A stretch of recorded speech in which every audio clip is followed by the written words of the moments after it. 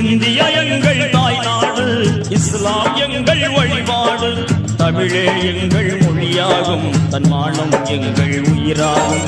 தமிழே எங்கள் மொழியாகும், தன்மானம் எங்கள் உயிராகும். யாரடா சொன்னது நம்மை அந்நியன் என்று? யாரடா சொன்னது?